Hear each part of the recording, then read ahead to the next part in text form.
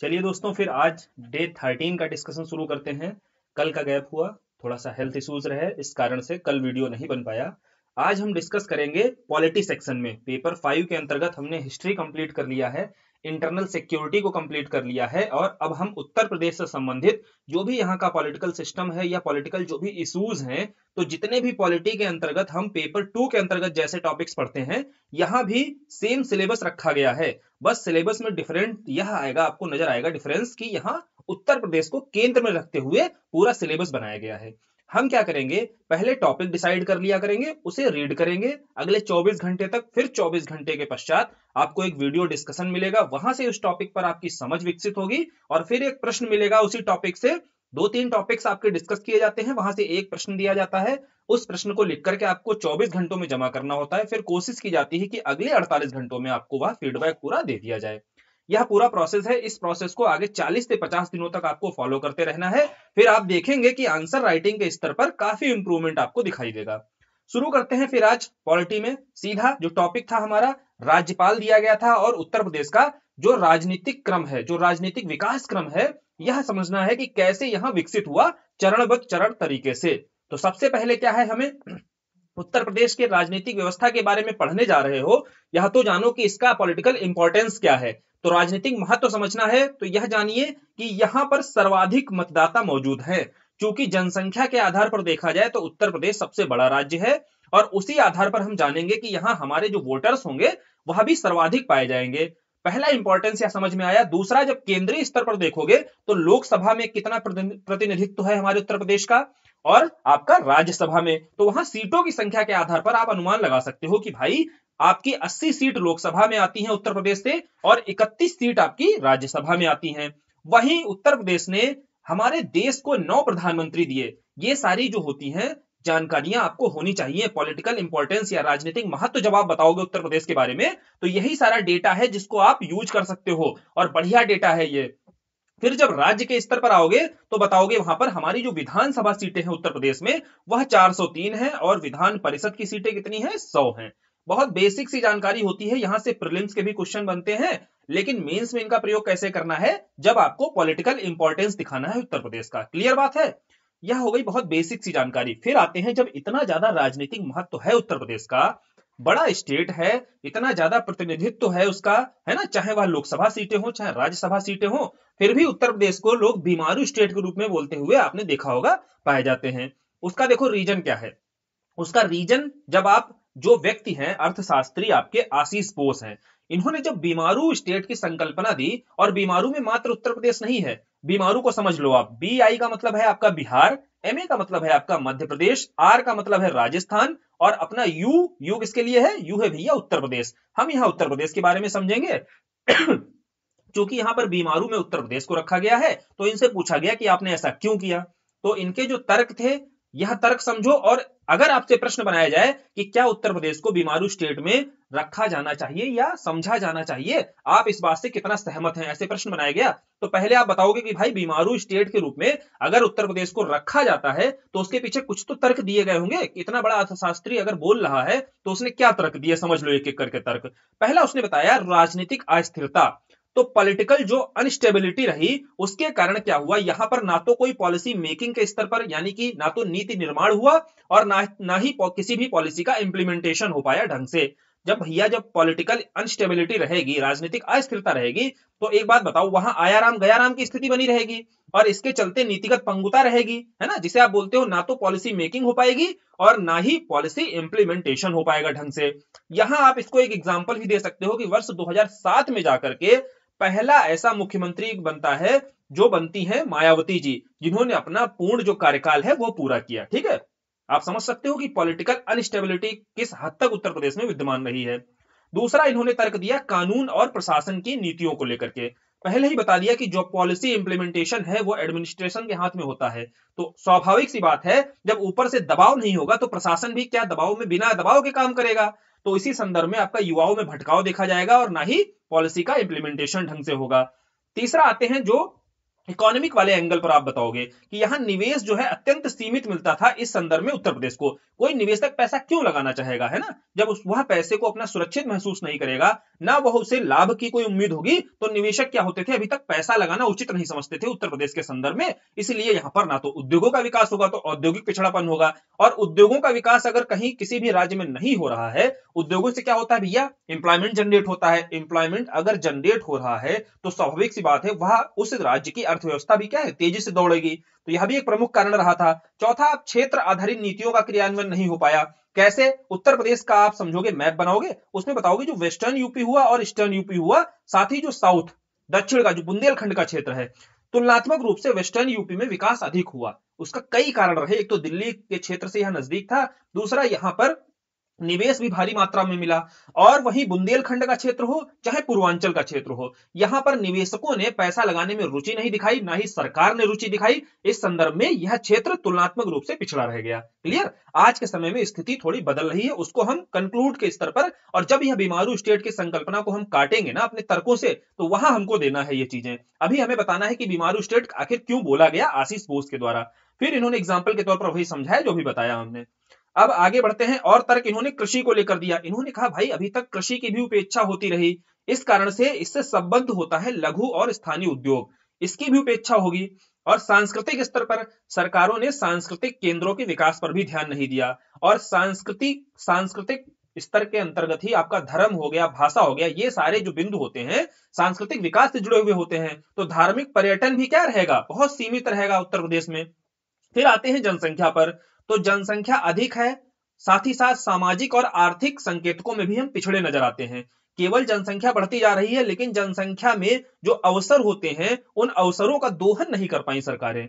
फिर मानव संसाधन, तो भैया जो स्वाभाविक सी बात है, जिस राज्य के पास जनसंख्या अधिक है उस राज्य के पास मानव संसाधन अधिक है, लेकिन मानव संसाधनों की लगातार उपेक्षा होती रही। उसका कारण था राजनीतिक जो उत्तरदायित्व था, जो पॉलिटिकल रिस्पॉन्सिबिलिटी थी, वो हमेशा कम रही। लोग धर्म और जाति की राजनीति ही करते रहे। आज भी आप देखेंगे जातिगत राजनीति भले ही पीछे है, लेकिन धार्मिक राजनीति को बढ़ावा दिया जा रहा है। तो इस आधार पर आपको बताना है यह क्या है, आपका राजनीतिक उत्तरदायित्व की कमी को दर्शाता है। ये सारे कारण दिए गए आशीष बोस के द्वारा, इतने तर्क दिए इन्होंने, और जब भी आप कारण बताओगे तो यही तर्कों को ही आपको कारण के रूप में शामिल कर देना है। जैसे आपसे प्रश्न पूछा जाए, अब क्या इतनी बात को आप बताते हुए आगे बढ़ जाओगे? आपको तुरंत यहां पर क्या करना है, अपना पक्ष रखना है। क्योंकि अगर प्रश्न बनाया भी जाएगा ना बीमारू स्टेट से आप कहां तक सहमत हैं, तो बिल्कुल यह नहीं कि आप सहमत होकर चले आए। क्योंकि वर्तमान में आप समझिए, वर्तमान जो सरकार है, वर्तमान सरकार के कुछ स्टेप्स आपको सकारात्मक बताने हैं, और यह दर्शाना है, कंक्लूड करते हुए यहां ध्यान से सुन लो, लास्ट में देखो बताया दे रहा हूं कि आपको बताना है कि उत्तर प्रदेश जो है वर्तमान समय में ग्रोथ इंजन के रूप में दौड़ रहा है। क्या हुआ है? ग्रोथ इंजन बना हुआ है। तो अब अगर आप ग्रोथ इंजन के रूप में बता रहे हो, तो क्या हवाबाजी करते हुए ऐसे ही निकल जाओगे कि हाँ भाई ग्रोथ इंजन के रूप में उत्तर प्रदेश सरकार वर्तमान में कार्य कर रही है या उत्तर प्रदेश बना हुआ है? कुछ तर्क दोगे, कुछ बताओगे, एग्जाम्पल्स दोगे, तो क्या क्या है आपके पास? देखो यहां पर तर्क देने के लिए आपको बताना है कि हमारी जो समृद्धि दर है वो 10.5% के आसपास बनी हुई है भैया। ठीक है, तो आप ग्रोथ रेट से समझ सकते हो कि हम बीमारू स्टेट में नहीं, अब हमें काउंट करो। हमारी ग्रोथ रेट अगर 2 अंकों में पहुंच चुकी है, इसका मतलब हमारी अर्थव्यवस्था बहुत ही बेहतर काम कर रही है। दूसरा आप बताओगे कि जो पर्यटन क्षेत्र अभी तक पिछड़ा रहता था, अब पर्यटन में हम कहां पर आ गए हैं? दूसरे स्थान पर आ गए हैं। साथ ही कुछ नए पर्यटन के क्षेत्र जैसे वाराणसी हो गया, आप बता दो, या आपका अयोध्या हो गया, कुछ नए क्षेत्रों का भी उभार देखने को मिला है। तीसरा आप बताओगे, आर्थिक दृष्टि से अगर समझना है तो वैश्विक निवेश सम्मेलन को कोट कर दो। किसे? वैश्विक निवेश सम्मेलन। तो वैश्विक निवेश सम्मेलन के बारे में जब आप लिखोगे तो वहां तुरंत बताना है कि वैश्विक निवेश सम्मेलन में 33 लाख करोड़ ये सब डेटा आपको याद होना चाहिए। 33 लाख करोड़ का निवेश प्राप्त हुआ है, और इस निवेश को भी आप बहुत अच्छे से एनालाइज करोगे तो देखोगे कि बुंदेलखंड क्षेत्र को और पूर्वांचल के क्षेत्र को भी अभी तक इतिहास में सर्वाधिक निवेश प्राप्त हुआ है। और क्या बता सकते हो? Ease of doing business, ease of doing business की रिपोर्ट बतानी है। यहां उत्तर प्रदेश का दूसरा स्थान आता है भाई। जितने राज्य हैं, राज्यों में दूसरा स्थान उत्तर प्रदेश को मिला, यानी कि यहां बिजनेस करने के लिए सरकार के द्वारा बड़ी अनुकूल परिस्थितियां बनाई गई हैं। तो बिजनेसमैन यहां पर अब निवेश करना चाह रहे हैं। और अपराध की दृष्टिकोण से अगर बताना है तो सरकार की इस समय पॉलिसी क्या है? Zero tolerance policy. अपराध के स्तर पर बता देना है कि जीरो टॉलरेंस पॉलिसी सरकार ने अपनाई हुई है। फिर आपको लघु उद्योगों के स्तर पर, जो लघु उद्योग पिछड़े हुए थे, आशीष बोस बोल रहे थे, यहां बोलना सरकार ने यहां पर ओडीओपी प्लान चलाया हुआ है। क्या बताना है? ओडीओपी प्लान चलाया गया, वन डिस्ट्रिक्ट वन प्रोडक्ट। फिर आपको लक्षित दृष्टिकोण के साथ में सुधार हो रहा है। ये कुछ शब्द होते हैं जिन्हें आप शामिल जरूर किया करो, है ना। लक्षित दृष्टिकोण अर्थात टारगेटेड अप्रोच। टारगेटेड अप्रोच के साथ में सरकार काम कर रही है, और यह टारगेटेड अप्रोच अगर कोई पूछे समझाओ, तो समझाने का स्तर यह है कि जैसे जो क्षेत्र अभी तक पिछड़े रह गए, छूट गए, सरकार का ध्यान नहीं गया, एग्जाम्पल के तौर पर बुंदेलखंड का क्षेत्र हो गया, या एग्जाम्पल के तौर पर पूर्वांचल का क्षेत्र हो गया, इन पर विकास की ओर, इन क्षेत्रों में विकास की ओर सरकार के द्वारा ज्यादा ध्यान दिया जा रहा है। जैसे बुंदेलखंड क्षेत्र में कई सारी सौर ऊर्जा परियोजनाएं लागू की जा रही हैं, या बुंदेलखंड एक्सप्रेसवे का निर्माण किया गया, इसी संदर्भ में पूर्वांचल एक्सप्रेसवे का निर्माण किया गया। ये कुछ एग्जांपल्स आपको दे देने हैं, और इसी आधार पर बताना है कि भैया वर्तमान जो सरकार है वो उत्तर प्रदेश को एक ग्रोथ इंजन के रूप में तैयार या शुरू कर रही है, या बनाने का प्रयास कर रही है, और बनाने के प्रयास के संदर्भ में ये सारे एग्जाम्पल्स आपके पास होने चाहिए, और ये सारे आपको जब कंक्लूड करना है अपने आंसर को, तो इसी आधार पर अपने तर्क देने हैं, और आशीष बोस के द्वारा जो दी गई संकल्पना है उसे काटना है तुरंत भैया, ठीक है। तो यह हो गया पूरा एक फॉर्मेट, पूरा तैयार हो गया कि अगर प्रश्न भी बनाया जाएगा तो किस आधार पर आपको अपना उत्तर देना है। फिर आते हैं आगे राजनीतिक विकास व्यवस्था को। राजनीतिक विकास व्यवस्था को समझना है तो बहुत आसान है। जैसे स्टेप बाय स्टेप समझो। जब शुरुआत में आपका पहला चरण रहा, पहले चरण के अंतर्गत 1947 से जब देश आजाद होता है, 1989 के दौर तक हम देखेंगे कि शुरुआती स्तर पर जो केंद्र में सरकार रही वही राज्य में सरकार रही, और जो उत्तर प्रदेश राज्य में मुख्यमंत्री बने वह अभिजात्य वर्गीय लोकतंत्र यहां पर मौजूद था। तो इसीलिए जितना मुख्यमंत्री वर्ग आएगा वह अभिजाति वर्ग से आएगा, या फिर क्या होगा, उच्च वर्ग से आपका दिखाई देगा। एग्जाम्पल जैसे गोविंद वल्लभ पंत हैं, सुचेता कृपलानी हैं। इसके बाद आपका 1968 से 89 के दौर तक संकरकालीन राजनीति शुरू होगी।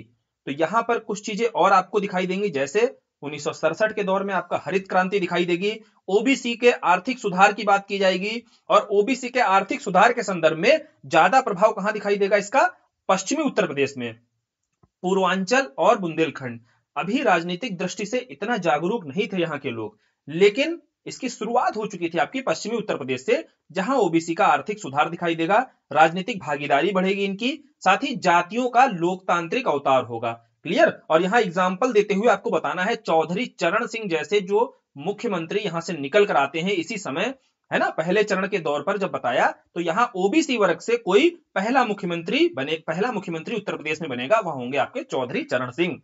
फिर दूसरा चरण आपका 1989 से 2007 के दौर में शुरू होता है। आप जानते हैं इस समय गठबंधन की सरकारों का दौर हुआ, और उत्तर प्रदेश में मंडल और कमंडल, ठीक है, यहां सही कर लेना, मंडल और कमंडल का दौर शुरू होता है। मंडल का तात्पर्य है आपका जातिगत राजनीति, और कमंडल का तात्पर्य है धार्मिक राजनीति, और जिसमें आपका धार्मिक राजनीति के तौर पर उदाहरण दिखाई देगा यहाँ बाबरी विध्वंस, और जातिगत आधार पर जो आपको दिखाई देगा 27% ओबीसी को रिजर्वेशन यहां पर देने की मांग की गई।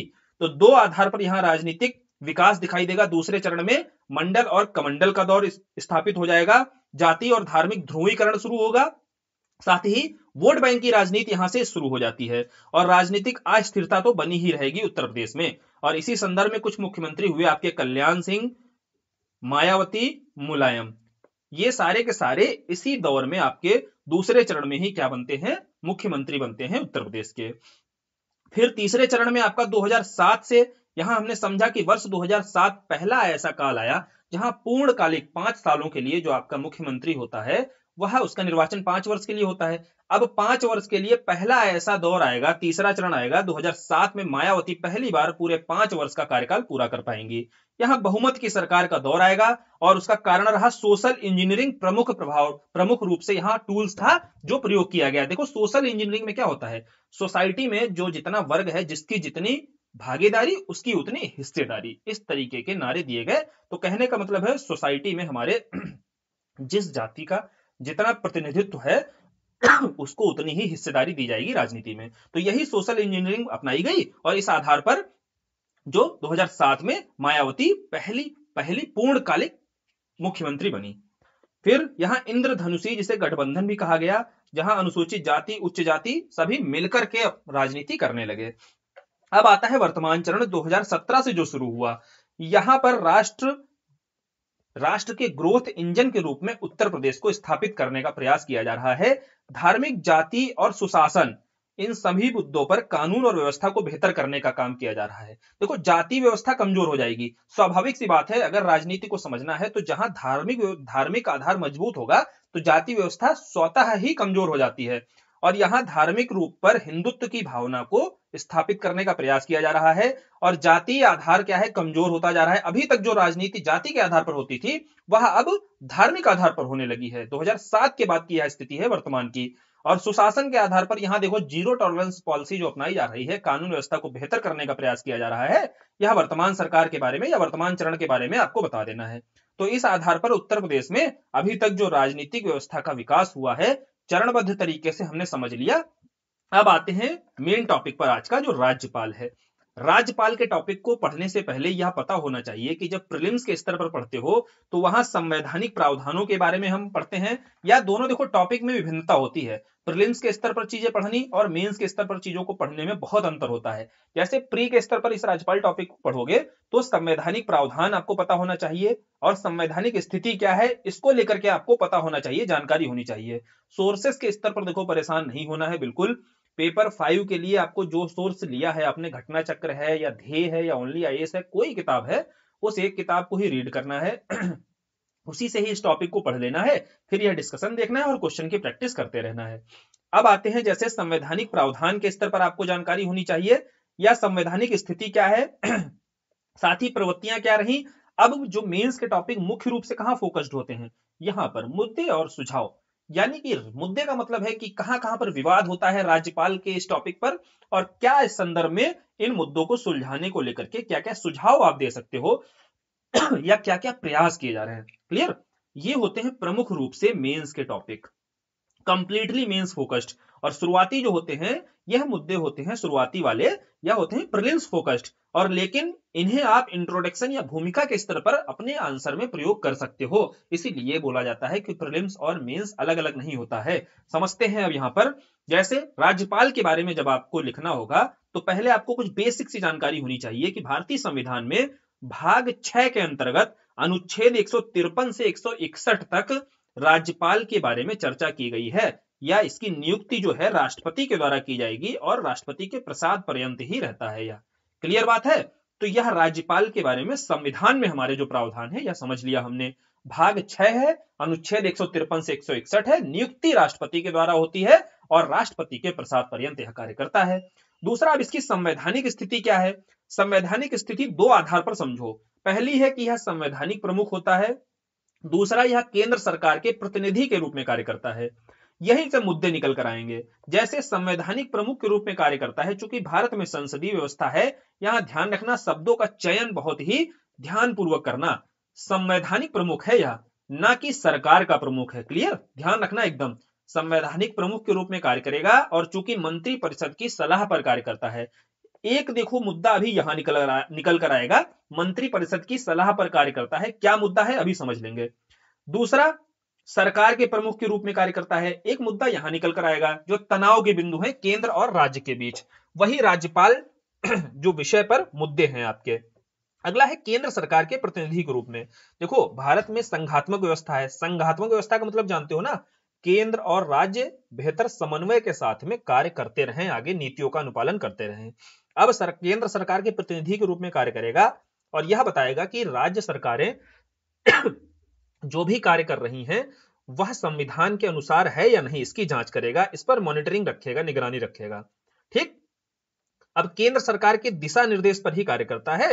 राष्ट्रपति की सहमति हेतु विधेयक को रोकना, क्या है मतलब इसका, देखो यह केंद्र सरकार की सहमति पर कार्य करता है या दिशा निर्देश पर कार्य करता है। और इस संदर्भ में कोई भी विधेयक जैसे राज्य विधानमंडल के द्वारा लाया जाता है तो राज्यपाल को यहां पर राइट एक दे रखा गया है कि आप आर्टिकल 201 के तहत उस विधेयक को राष्ट्रपति के लिए संरक्षित रख सकते हो। इस संदर्भ में यह राज्यपाल की विवेकाधीन शक्ति पर छोड़ दिया गया है। विवेकाधीन समझ रहे हो ना, राज्यपाल अपने विवेक पर निर्णय लेगा कि इसको रखना है, रोकना है राष्ट्रपति के लिए या नहीं रोकना है। ये हो गए कुछ प्रमुख बिंदु। और प्रवृत्तियां समझनी है तो केंद्र राज्य के संघर्ष के आधार पर समझो। शुरुआती देखो संघर्ष, आपको यह फ्लोचार्ट जो बना हुआ है समझ में आ रहा है। जैसे 47 के आगे की स्थिति यहाँ आपकी इस लाइन से ड्रॉ करके दिखाई गई है, और यह लाइन आपकी ऊपर की ओर जो जा रही है केंद्र राज संघर्ष को दिखा रहा है। तो शुरुआती स्तर पर आपका केंद्र राज संघर्ष 59 तक, तो आपका 69 तक आपका तो बहुत कम दिखाई देगा, क्योंकि जो केंद्र में सरकार वही राज्य में सरकार। फिर आगे धीरे धीरे बढ़ेगा, क्योंकि आपका 90 के दशक में क्या होगा, गठबंधन की सरकार आएगी, तो यहाँ राज्य और केंद्र के स्तर पर सरकारों में बदलाव होगा, तो स्वाभाविक सी बात है संघर्ष भी दिखाई देगा, आगे और अधिक दिखाई देगा। फिर 2017 के बाद की जो स्थिति है वह शुरुआती एकदम स्थिति बनी हुई है, क्योंकि राज्यों में या उत्तर प्रदेश के संदर्भ में समझ रहे हैं यहाँ हम, और केंद्र पर दोनों में ही, दोनों जगह पर ही भाजपा की ही सरकार है, तो इसलिए संघर्ष भी कम आपको दिखाई दे रहा है। डबल इंजन की सरकार इसीलिए अक्सर बोलते हुए देखा होगा। अब जो जुड़े हुए मुद्दे हैं उन मुद्दों को समझ लो, उसके कुछ फिर एग्जांपल्स यहाँ देखो कोट कर देने हैं आपको जब मुद्दे समझोगे। देखो प्रमुख रूप से मुद्दे आपको कहाँ दिखाई देते हैं, 3 जगह पर दिखाई देंगे। एक तो नियुक्ति के स्तर पर नियुक्ति किसके द्वारा की जाती है, राष्ट्रपति के द्वारा, और राष्ट्रपति अर्थात इसका इनडायरेक्ट मतलब समझो केंद्र सरकार के द्वारा। तो बोला जाता है कि भैया यह केंद्र सरकार ही इनडायरेक्टली जब नियुक्ति कर रही है राष्ट्रपति के थ्रू, तो यह तो अपनी कठपुतली बैठा देंगे, तो यहां राज्य के द्वारा आरोप लगाया जाएगा कि यह केंद्र सरकार के एजेंट के रूप में काम करता है। पहला मुद्दा समझ में आया, मुद्दा का मतलब है जो विवाद है दोनों के मध्य, तो पहला विवाद यहां दिखाई देगा। दूसरा विवाद उसकी विवेकाधीन शक्ति पर। अभी बताया था कि जैसे राज्यपाल को उदाहरण के तौर पर कोई भी विधेयक राज्य विधानमंडल का विधेयक है और वह राज्यपाल के पास भेजा जाता है सहमति लेने के लिए, साइन कराने के लिए, तो राज्यपाल के पास विवेकाधीन शक्ति होती है कि उसको रोकना चाहे रोके, नहीं रोकना चाहे वापस कर दे। तो वो 200 आर्टिकल 201 का प्रयोग करते हुए राष्ट्रपति के लिए रोक लेता है कभी कभी। तो यह विवेकाधीन शक्ति राज्यपाल क्या कर सकता है, केंद्र सरकार से मिलकर भी तो काम कर सकता है भाई। अगर कोई मान लीजिए विधेयक लाया जाता है जो केंद्र सरकार की नीतियों के विरोध में होगा, मान लो केंद्र सरकार ने कोई एक स्टेप कदम उठाया और उसका विरोध करते हुए राज्य विधानमंडल कहीं पर कोई विधेयक पारित कराना चाहती है, अब राज्यपाल अनुमति देगा ही नहीं, है ना, तो इस आधार पर भी विवेकाधीन शक्ति का भी दुरुपयोग किया जा सकता है राज्यपाल के द्वारा। तो यह एक आरोप लगाया जाता है, यह भी एक प्रमुख मुद्दा है। तीसरा जो प्रमुख मुद्दा है मंत्रिपरिषद की सलाह पर। बोला गया है कि राज्यपाल जो है मंत्रिपरिषद की सलाह पर कार्य करेगा। अब वह मंत्रिपरिषद की सलाह बाध्यकारी होगी कि नहीं होगी, इस संदर्भ में भी कोई स्पष्टता नहीं है, तो यहाँ एक अस्पष्टता दिखाई देती है। यहाँ राज्य की जो चुनी हुई सरकारें हैं वह बोलती भैया ये बाध्यता होनी चाहिए राज्यपाल के ऊपर, है ना, कोई अगर सलाह हमसे ले रहा है, हम सलाह दे रहे हैं कुछ करने के लिए, तो वह राज्यपाल पर बाध्य होना चाहिए। तो ये कुछ प्रमुख बिंदु हैं जिनके आधार पर आपको बताना है कि यह मुद्दे जो हैं बने हुए हैं, और इन मुद्दों के आधार पर ही भारत की जो संघात्मक प्रवृत्ति है, भारतीय संविधान का जो संघात्मक ढांचा है यह कमजोर हो रहा है। ऐसे कुछ राज्य सरकार के द्वारा आरोप लगाए जाते हैं। क्योंकि राज्यों में निर्वाचित सरकार होती है और यह राज्यपाल का जो पद होता है ये अपॉइंटेड होता है, तो इसीलिए दोनों में टकराव आपका देखने को मिलता है। यह प्रमुख मुद्दे हैं जो आपको दिखाई देंगे। अब क्या करना है, इसके कुछ एग्जाम्पल आपको पता होने चाहिए। जैसे राम नाईक आपके जब राज्यपाल थे, इनसे जुड़ा हुआ एक मामला आता है लोकायुक्त पर। लोकायुक्त संबंधी विधेयक ये क्या करते हैं, जब लोकायुक्त संबंधी विधेयक लाया जाता है तो राष्ट्रपति के लिए संरक्षित कर लेते हैं, और राष्ट्रपति के लिए संरक्षित करते हैं तो यहां राज्य विधानमंडल और राज्यपाल के बीच टकराव देखने को मिलेगा। दूसरा रोमेश भंडारी जब राज्यपाल होते हैं तो उस समय कल्याण सिंह आपके सबसे बड़े दल के रूप में मौजूद होते हैं उत्तर प्रदेश में। लेकिन रोमेश भंडारी के द्वारा क्या किया जाएगा, रोमेश भंडारी के पास देखो विवेकाधीन शक्ति होती है। दो प्रमुख मामले हैं जहां पर विवेकाधीन शक्ति का प्रयोग किया जाता है। एक, जब किसी दल के पास स्पष्ट बहुमत नहीं आएगा तो अब सरकार बनाने के लिए बुलाया जाएगा किसके द्वारा, राज्यपाल के द्वारा। यह विवेकाधीन शक्ति किसके पास होती है, राज्यपाल के पास। कोई विधेयक यदि लाया जाता है विधानमंडल के द्वारा तो उसे राष्ट्रपति के पास भेजना है कि नहीं भेजना है, यह भी विवेकाधीन शक्ति किसके पास, राज्यपाल के पास। तो दो प्रमुख मामले हैं जहां पर विवेकाधीन शक्ति का प्रयोग किया जाता है। उसमें एक एग्जाम्पल है आपका रोमेश भंडारी वाला। रोमेश भंडारी के मामले में सबसे बड़े दल के रूप में कल्याण सिंह की सरकार थी, लेकिन रोमेश भंडारी कल्याण सिंह को सरकार बनाने के लिए आमंत्रित ही नहीं करते हैं। तो भैया यहाँ पर एक प्रमुख मुद्दे के रूप में देखो आया उभर करके, नहीं एग्जाम्पल आपको मिला यहां से, तो यह एग्जाम्पल डालो। फिर एक एग्जाम्पल केरल के राज्यपाल का देख सकते हो आप, कि केरल के राज्यपाल के द्वारा मंत्रिपरिषद की सलाह देने के बावजूद भी सदन को आहूत नहीं किया गया, बुलाया नहीं गया। यानी कि वहां का मंत्रिपरिषद कह रहा है कि भैया राज्यपाल जी से निवेदन किया या सलाह दी कि आपको क्या करना चाहिए, सदन आहूति करना चाहिए, लेकिन सदन को आहूत नहीं किया गया वहां के राज्यपाल के द्वारा। तो यही तो मांग की जाती है भाई, यहाँ बाध्य करो आप। और यहाँ अगर आपको एथिकली देखा जाए तो कल्याण सिंह को ही सरकार के लिए बुलाना चाहिए था, लेकिन उसकी विवेकाधीन शक्तियां क्या है ना, इतनी ज्यादा अस्पष्ट हैं, कोई वहां पर विवेकाधीन, राज्यपाल की विवेकाधीन शक्तियों पर कोई युक्ति निर्बंधन नहीं लगाए गए हैं। इस संदर्भ में ही क्या हुआ है आपका, यह कदम भी उठाया गया रोमेश भंडारी के द्वारा। और रामनाईक का मामला, ये प्रमुख आपके एग्जाम्पल्स हैं जिन्हें आपको कोट करना है जब भी अपने बिंदु देने हैं। फिर आते हैं विवादित राज्यपाल की भूमिका के दुष्प्रभाव क्या हो सकते हैं। दुष्प्रभाव देखो, संघवाद की भावना कमजोर हो सकती है, निर्वाचित सरकार की स्वतंत्रता बाधित होगी और लोकतांत्रिक मूल्य, यह लोकतांत्रिक मूल्यों के भी विरुद्ध रहेगा। साथ ही साथ राज्यपाल की जो संवैधानिक गरिमा है ना, यह भी कम होगी और केंद्र के एजेंट के रूप में राज्यपाल को स्थापित कर दिया जाएगा। क्लियर, यह हो गई प्रमुख बातें राज्यपाल से जुड़ी हुई और उससे जुड़े हुए मुद्दे। क्योंकि मुद्दों को हमने समझ लिया है, अब इन मुद्दों को सुलझाने के लिए जो प्रयास किए जाएंगे ये समझने बहुत आसान हो जाएंगे। जैसे जब भी आपको बताना है कि राज्यपाल से जुड़े हुए जो मामले हैं, जो मुद्दे हैं, इन्हें अगर खत्म करने के लिए क्या करना चाहिए, तो आप सीधे बताने मत लगना कि ये कर दो आप, है ना, अपॉइंटमेंट के स्तर पर यह बदलाव कर दो। सीधे आप बताओगे तो बहुत सतही आप हो जाएगा कि आप जो मुद्दे सुलझाने के लिए जो कदम बता रहे हो, स्टेप्स बता रहे हो, बहुत सतही स्तर पर आप बता दोगे कि ये प्रयास करने चाहिए। नहीं, कोट करते हुए बताओ। जैसे सरकारी आयोग को कोट करो, पुंछी आयोग को कोट करो, जैसे केंद्र और राज्य के बीच संबंध बेहतर रह सके, संघात्मक ढांचा और बेहतर तरीके से प्रगति कर सके, है ना। तो इस संदर्भ में आपको तुरंत बताना है कि आपका पहले सरकारी आयोग आता है, पुंछी आयोग आता है, वेंकट आयोग आता है। इस तरीके के आयोगों को कोट करते हुए आप जब बताओगे, इनकी रिकमेंडेशंस डालो अपने आंसर में। इन्होंने क्या रिकमेंड किया कि राज्यपाल जो है आपका बहुत ही बेहतर ढंग से इस पद को संवैधानिक गरिमा के भीतर इसका प्रयोग किया जा सके, राज्यपाल पद का। तो आप देखिएगा, एक एक करके हम समझेंगे कि वर्ष 1983 की बात होती है जब सरकारी आयोग के द्वारा गठन किया जाता है। तो यह गठन ही बेसिकली किस लिए होता है, सरकारी आयोग का गठन ही होता है कि केंद्र राज्य के बीच में जो भी झगड़े वाले बिंदु हैं उन पर क्या हो सके वो खत्म किए जा सके, कोई उस पर रास्ता निकल सके, है ना। तो इसी संदर्भ में झगड़े वाला एक बिंदु राज्यपाल का भी था। और इस राज्यपाल से जुड़े हुए मुद्दे क्या है ये हमने समझे। तो इसी संदर्भ में सरकारी आयोग रिकमेंड करेगा, सबसे पहली रिकमेंडेशन देगा कि जो भी राज्यपाल की नियुक्ति होगी वह जो व्यक्ति होगा वह स्थानीय राजनीति से जुड़ा हुआ व्यक्ति नहीं होना चाहिए। यानी कि जो राज्यपाल जिस व्यक्ति को बनाया जाए वह स्थानीय राजनीति से जुड़ा हुआ नहीं होना चाहिए, तभी वह क्या करेगा, निर्णयों के स्तर पर तटस्थ रह पाएगा। दूसरा, इसकी नियुक्ति जो करे ना आप, जैसे राष्ट्रपति नियुक्ति करता है तो करे नियुक्ति राष्ट्रपति ही, लेकिन मंत्री परिषद की मुख्यमंत्री की सलाह से करे। दूसरी रिकमेंडेशन क्या थी, अभी देखो नियुक्तियों के स्तर पर ही देखो रिकमेंडेशन दी जा रही है। तीसरा बोला गया कि जो कार्यकाल है वह निश्चित हो, क्योंकि हमें मुद्दा पता है कि नियुक्ति का है। अब नियुक्ति का अगर मुद्दा है तो झगड़ा जहां पर है, झगड़े को ही सुलझाने के लिए तो प्रयास किया जाएगा। तो तीसरी रिकमेंडेशन दी सरकारी आयोग ने कि कार्यकाल इसका निश्चित कर दो। और अनुच्छेद 365 को लेकर के देखो यार, अनुच्छेद तो आपको पता है ना, 52 और 56 और 60। अनुच्छेद 352 और अनुच्छेद 356, 360, ये तीनों क्या है आपके आपातकाल संबंधी प्रावधान है।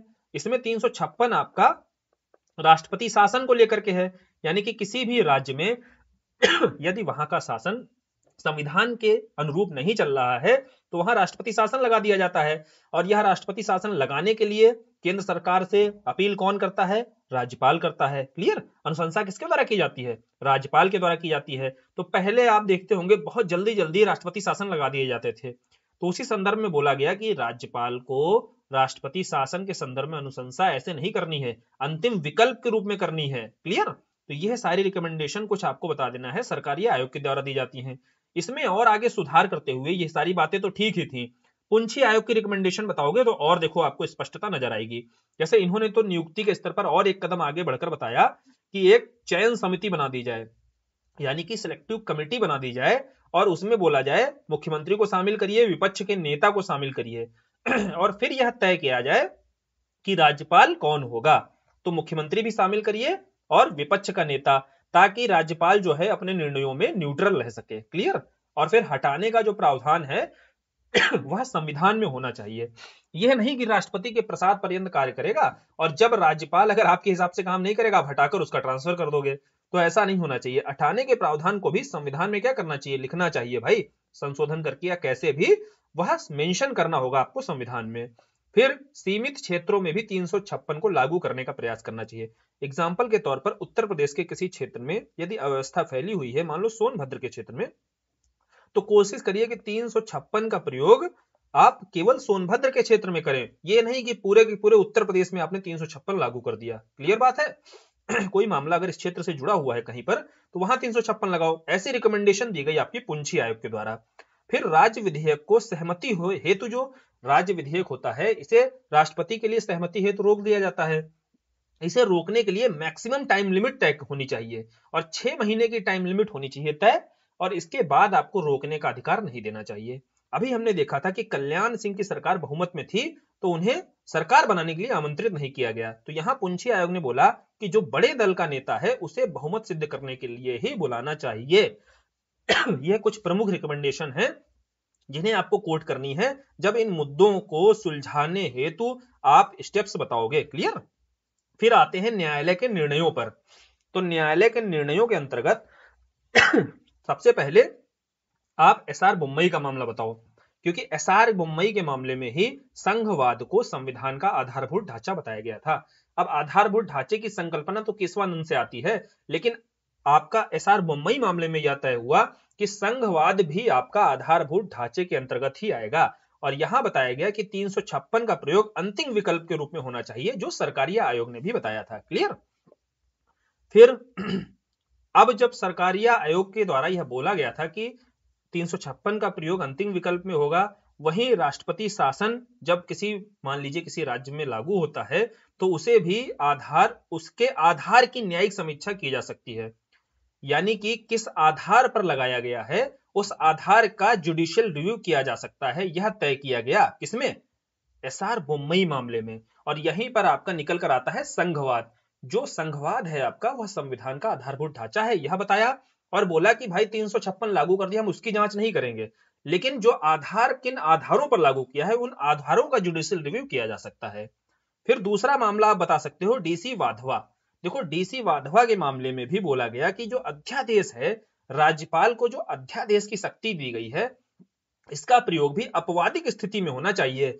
जो राज्य विधानमंडल की कानून बनाने की शक्ति है, इसके समरूप नहीं आप इसका प्रयोग कर सकते हो, है ना। यह जो अध्यादेश की शक्ति होती है, यह अपवादिक स्थिति के रूप में होती है। मान लो राज्य विधानमंडल उस समय नहीं है भाई, है ना, उस समय विधानमंडल या जो सदन है पॉसिबल नहीं हो पा रही है उसकी बैठकें, जैसे कोविड का दौर था, तो उस समय क्या है, वो अपवादिक स्थिति है, उस समय आप अध्यादेश ला सकते हो। तो राज्यपाल को इन्हीं अपवादिक स्थितियों में ही अध्यादेश का प्रयोग करना चाहिए। आर्टिकल तो आपको पता ही होगा ना, 213 है, जहां राज्यपाल को अध्यादेश जारी करने की शक्ति दी गई है हमारे भारतीय संविधान में। और इस संदर्भ में ही डीसी वाधवा केस में क्लियर कर दिया गया कि कब कब अध्यादेशों का प्रयोग करना चाहिए। तो यह जो न्यायालय के निर्णय होते हैं, कुछ महत्वपूर्ण केसेस होते हैं, यह भी आप अपने जब कोटेशन कोट किया करो ना, जब प्रयास बताया करो, सुझाव दिया करो, जब सुझाव आपसे मांगे जाएंगे ना भाई, जो मुद्दे हैं इन पर सुझाव दो, तो इन सुझावों के स्तर पर जो भी आप बात कहोगे, वहां आप इन सारे केसेस को कोट जरूर किया करो। यह कोट करोगे तभी आपका जो उत्तर होता है उसमें वजन बढ़ता है। कल आपने चीजें यह सीखी भी होंगी, है कि जैसे आपको कोई भी पॉइंट लिखना होता है, उसके साथ आप कोई कोर्ट का केस दे दो, कोई आप आयोग बता दो, कोई कमेटी बता दो, तो कुछ एग्जाम्पल बता दो। इन आधारों पर आप क्या कर सकते हो, अपने उत्तर को या अपने पॉइंट्स को सॉलिड कर सकते हो, है ना, ऑथेंटिक कर सकते हो। ये कुछ प्रमुख होते हैं आपको आंसर राइटिंग में चीजें लिखने के संदर्भ में जिनका ध्यान रखना चाहिए। तो इस संदर्भ में आज हम इस टॉपिक को कंप्लीट करते हैं। थोड़ी तबीयत भी आज ठीक नहीं है, और आगे हम विधान परिषद और विधानसभा के टॉपिक को आगे डिस्कस कर लेंगे। चलिए फिर वीडियो को ही खत्म करते हैं, और बताइएगा पॉलिटी के जो सेक्शंस यहाँ कराए गए हैं, चीजें यहाँ ठीक है, इसी तरीके से हम आगे डिस्कस करें। सिलेबस वाइज ही सारे टॉपिक्स को हम डिस्कस करेंगे। और हमने देखो पॉलिटी सेक्शन में राजनीतिक व्यवस्था के साथ साथ राज्यपाल के टॉपिक से उठाया है। इस आधार पर पॉलिटी के अंतर्गत जो जो सिलेबस में टॉपिक्स मेंशन है, सारे हम कवर कर लेंगे और सब पर बढ़िया से प्रश्न अभ्यास कर लेंगे। आज के लिए धन्यवाद।